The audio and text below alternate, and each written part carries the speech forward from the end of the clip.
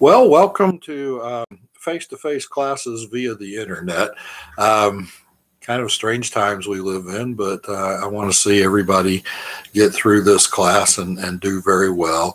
And so we're going to talk about chapter 10 right now.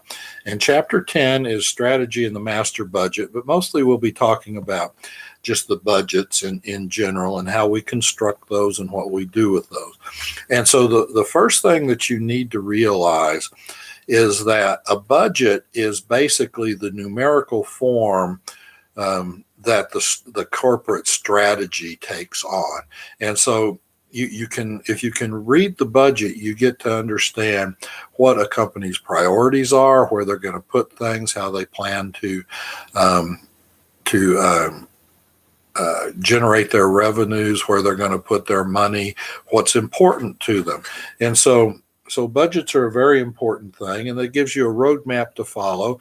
It gives you a way to see if you're meeting your objectives, exceeding, or not quite realizing what you plan to do. So the first thing to realize is that we're going to start everything with a sales forecast or a sales budget. When it gets right down to it, there's absolutely um, no purpose at all um, to manufacture something or to spend money on something unless we're going to get to sell it. And so we're always going to start with a sales forecast. And this is going to probably come out of your marketing department instead of your accounting department. And, so this is not the side of marketing that's all hype and everything else. You want a realistic selling budget. So you're going to take history into account, trends into account, the economy into account. Lots of different things are going to go into account. Going to try to get as accurate a forecast as you can for what's coming up. Obviously, as we're currently living through, things happen and you'll have to make adjustments as you go along during the year to the budget. But in general, the idea is that budgets are going to be pretty close most of the time on that. So we're always going to start with a sales budget or a sales forecast, and from that you're going to, if you look on page 361 of your text in Exhibit 10-2, there's a nice little flow chart of how the budgets work. And so the first thing you're going to do is you're going to create what we call operating budget. So the sales forecast will be your first operating budget. Off of that sales budget, you'll be able to generate your selling and administrative expense budget. So you'll know what those expenses are. Some of those obviously are going to be fixed costs, such as buildings and rent, and committed costs that you're advertising, those sorts of things. But then on the other side, you're going to do what we call production budgets. And there's a number of these production budgets. So how much you're going to produce for each item that you produce. So if you're manufacturing 10 products, you're going to have 10 of these production budgets, right? And so you're going to have once you get the production budget, you're going to figure out how many you're going to produce. There's going to be a variety of things that go into this production budget. Now, some companies are truly just in time and they only manufacture things as they are demanded. But most of the time, we're going to have some type of inventory. And each company is going to be different. Now, the thing about just in time, it's a great process. It works very well. But as we saw, a lot of companies were struggling even before this virus hit us because their supply chain included China, and China had shut down for 2 months, and they weren't able to get things out of China. So that, and we saw that with 9/11, when transportation was shut down, we weren't able to get things out of Asia. Oftentimes, very high dollar things like computer chips and stuff are shipped by airplane, not by boat. And so we weren't able to get those for a while, and manufacturing came to a halt. But so you're going to generally have some types of inventory, and lots of times it's a cost savings because you can buy in bulk, and so you have it on hand, that sort of thing. So you're going to produce things. You will have rules, and the rules will be, we have X number of units on hand all the time, or we have 20% of next month's sales or next quarter's sales in ending inventory at the end. So we have to take that into account when we prepare our production budget. Once our production budget is taken into account, then we'll go to our three components of production, which is the direct materials, the direct labor, and then the manufacturing overhead. And we will produce a budget for each of those three components. And again, with direct materials, we're going to once again have an inventory model. And the inventory on that is going to depend a lot of times on politically unstable. We probably will have a lot larger inventory than if we were to get a resource out of something that is right down the road and there's 20 different manufacturers for it.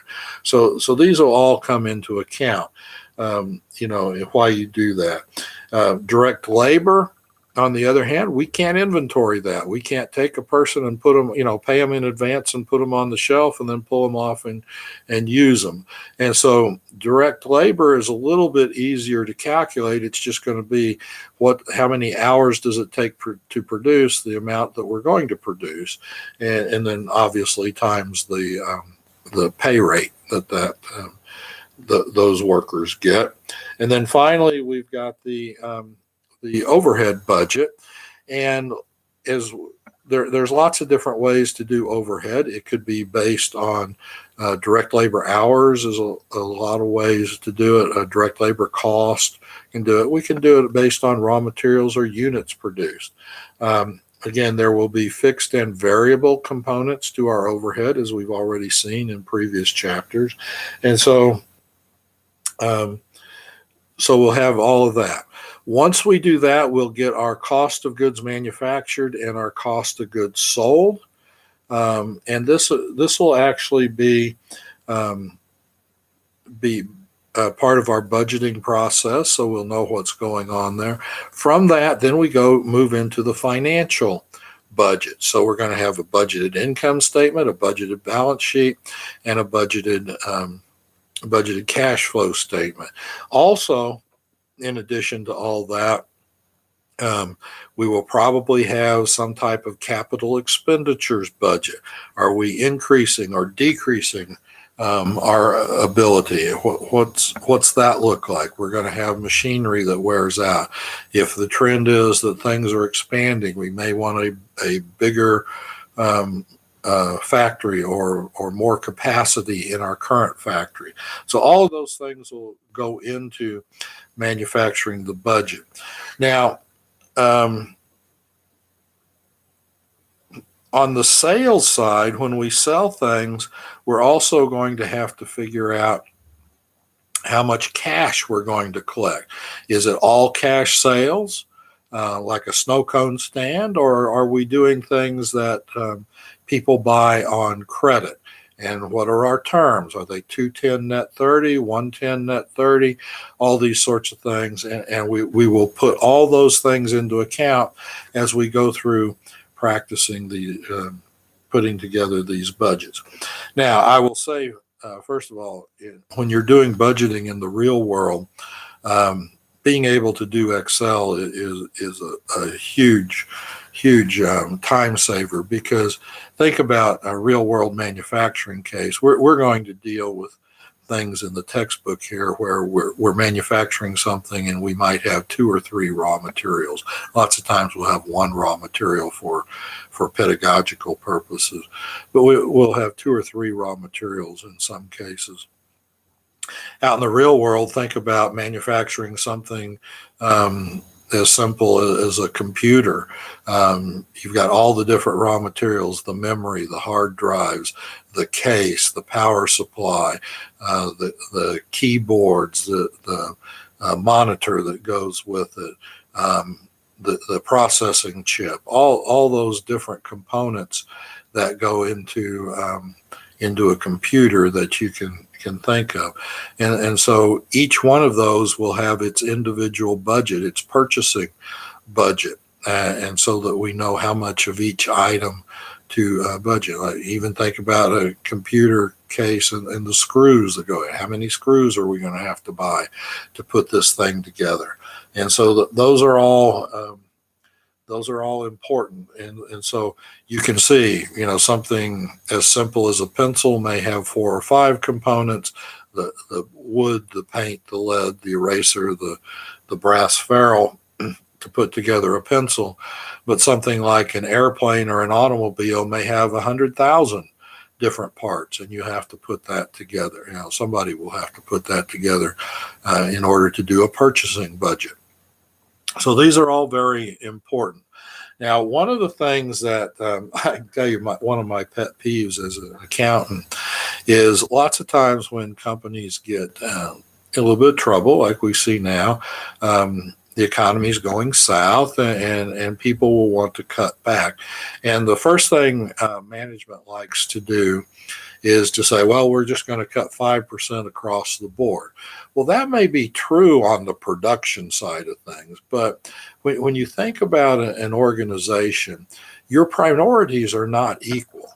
And so the reality is you're probably going to cut some things more than others. You might cut advertising expense. If you think people aren't going to buy much except for replacement, you might not advertise near as much in an economic downturn.